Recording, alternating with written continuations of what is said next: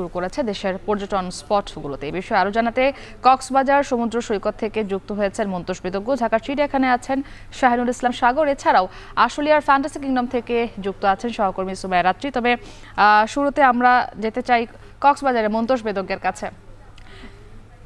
মন্তোষ, প্রতিবারই আমরা দেখি ঈদের ছুটিতে কক্সবাজার সমুদ্র সৈকতে প্রচুর পর্যটকের সমাগম হয়, এবারের চিত্রটা কি দেখছেন?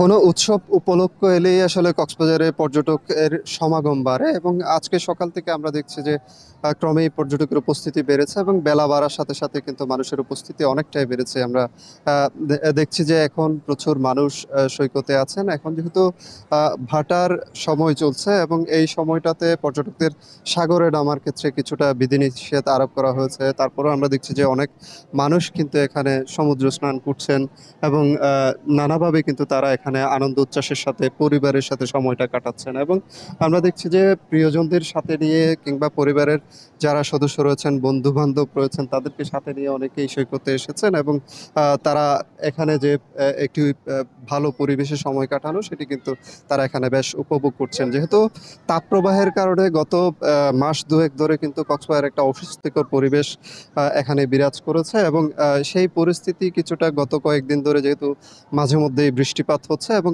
এখনো আজকে সকাল থেকে আমরা দেখছি যে আকাশ মেঘলা রয়েছে এবং পরিবেশটা বেশ ঠান্ডা রয়েছে, ঠান্ডা বাতাস রয়েছে সৈকত জুড়ে। এই কারণে কিন্তু এই যে সময়টা তারা কিন্তু খুব বেশ উপভোগের সাথে আসলে সময়টা কাটাচ্ছেন এবং পর্যটকদের যে উপস্থিতি বাড়ছে, হোটেল মালিকদের সাথে আমরা কথা বলেছি, তারা যেটি বলছেন যে এখন পর্যন্ত দুপুর পর্যন্ত 40 থেকে 50% কক্ষ অধিকাংশ হোটেলে বুকিং রয়েছে এবং ক্রমেই কিন্তু এই উপস্থিতিটা আসলে বাড়ছে। এই যে পর্যটক সমাগম বেড়েছে, এটির কারণে কিন্তু এখানকার যে 5 শতাধিক হোটেল মোটেল রিসোর্ট রয়েছে সেখানে কিন্তু বড় ব্যবসায়ীদের মাঝে এক ধরনের স্বস্তি বিরাজ করছে এবং এখানে 1.5 শতাধিক হোটেল রেস্তোরাঁ রয়েছে। এছাড়া সৈকত কেন্দ্রিক ব্যবসা বাণিজ্য এবং হোটেল মোটেল জোনের যে ব্যবসা বাণিজ্যগুলো রয়েছে, কক্সবাজার শহর জুড়ে পর্যটন নির্ভর যে ব্যবসা প্রতিষ্ঠানগুলো রয়েছে, সবখানে পর্যটকের উপস্থিতি বাড়ার কারণে কিন্তু যারা ব্যবসায়ী রয়েছেন তাদের মাঝে একটা উৎসব মুখর পরিবেশ আসলে কাজ করছে এবং লোকজন যারা এখানে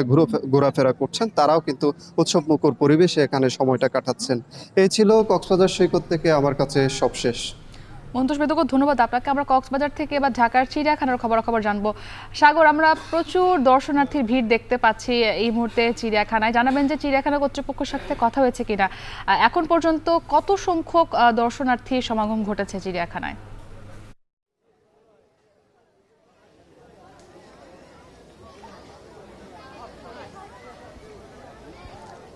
আমি রাজধানীর যে জাতীয় চিড়িয়াখানা আছে সেখানে আমি সকাল থেকে অবস্থান করেছি।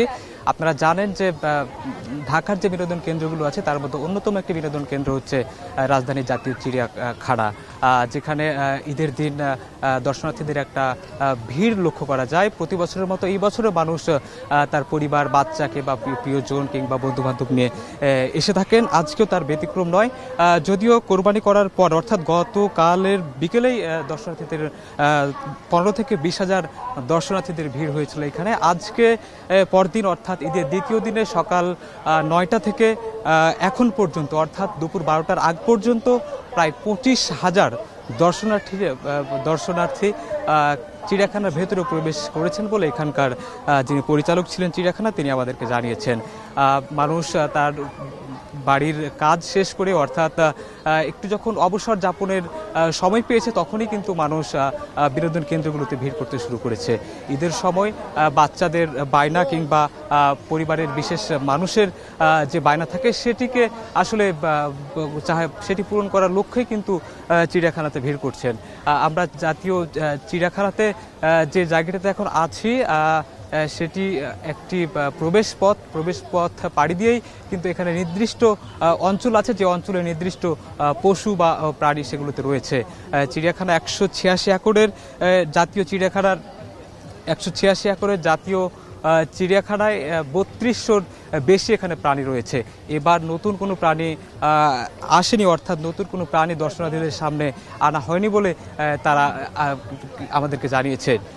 এখানকার যারা মানুষ আছেন, অর্থাৎ যারা দর্শক, যারা এখানকার দেখভাল করছেন, তারা আমাদেরকে জানিয়েছেন যে মানুষের যে ভিড় সেটিকে ভালোভাবে, অর্থাৎ ব্যবস্থাপনা ভালো করতেই মূলত এখানকার আইন শৃঙ্খলা রক্ষাকারী বাহিনী, ট্যুরিস্ট পুলিশকে আমরা দেখেছি তারা সার্বিক সহযোগিতা করার জন্য প্রস্তুত রয়েছে।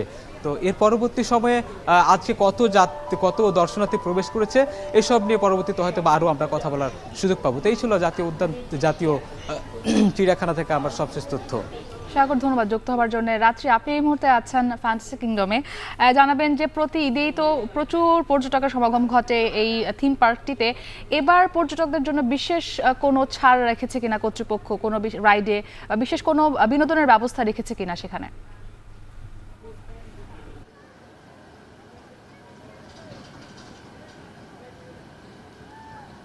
ঈদের প্রথম দিন কুরবানির ব্যস্ততা শেষে সবাই বিকেলে কিন্তু একটু বিনোদনের খোঁজেই বের হন, এবং পুরান ঢাকা থেকে শুরু করে ঢাকার আশেপাশে যেই ধরনের রাইডগুলো রয়েছে বিনোদন প্রেমীরা কিন্তু সেগুলো উপভোগ করতে থাকেন।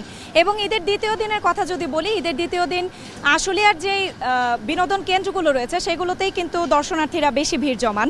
এই যেমন ফ্যান্টাসি কিংডমে কিন্তু এখন সকাল থেকেই একদম শুরু হয়ে গিয়েছে দর্শনার্থীদের আনাগোনা, এবং দর্শনার্থীরা কিছুটা কম দেখা গেলেও এবার একে একে আসছেন ফ্যান্টাসি কিংডমের যে রাইডগুলো রয়েছে সেগুলোতে ওঠার জন্য আসছেন। এবং সেই সাথে শুরু হবে দুপুরের পর থেকে কিন্তু ওয়াটার কিংডমে বেশি ভিড় দেখা যায়। আর এই বছর কিন্তু বিশেষ আকর্ষণ রয়েছে টর্নেডো 360 একটা রাইড রয়েছে। সেই রাইড কিন্তু 360 ডিগ্রি ঘুরে দর্শককে বিনোদন দিচ্ছে, এবং আমার ঠিক সামনেই দেখতে পাচ্ছেন এই একটি রাইডের কথা যদি আপনাকে বলি, যেটি উড়ন্ত পাখি বলা হয় এই রাইডটিকে, এবং দর্শকরা কিন্তু ছোট থেকে বড় সবাই কিন্তু উপভোগ করছেন, একে একে আসছেন, এবং বাচ্চারা থেকে শুরু করে বড়রা, বিশেষ করে বাচ্চাদের জন্য কিন্তু শিশু পার্ক রয়েছে, বা শিশু পার্ক যদিও এখনও সংস্কার কাজ চলছে, এবং শিশুদের যেহেতু রাইডের এখন তেমন একটা সুযোগ নেই,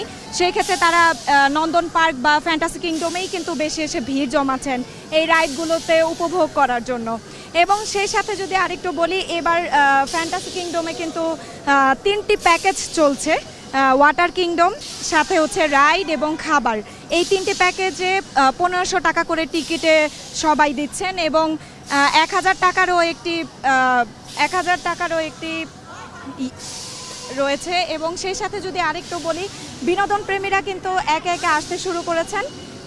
দুপুরের পর থেকেই মূলত ভিড় শুরু হবে এই ফ্যান্টাসি কিংডমে, এবং ওয়াটার কিংডমে সবচেয়ে বেশি ভিড় হয় ফ্যান্টাসি কিংডমে, যেহেতু ঢাকার মধ্যে সবাই উপভোগ করতে পারেন না তেমন একটা রাইড। এই রাইড উপভোগ করার জন্যই কিন্তু মূলত তাদের ফ্যান্টাসি কিংডমে আসা। এই ছিল আমার কাছে সর্বশেষ। আমরা আশুলিয়া থেকে এবার একটু নরসিংদীতে যেতে চাই। ড্রিম হলিডে পার্কে আছেন আমাদের সহকর্মী রাকিবুল ইসলাম। রাকিব, ঈদের দ্বিতীয় দিনে থিম পার্কটিতে দর্শনার্থীদের ভিড় কেমন দেখছেন, এবং সেখানে পর্যটকদের জন্য বিশেষ কোনো প্যাকেজ অফার দেওয়া হয়েছে কিনা?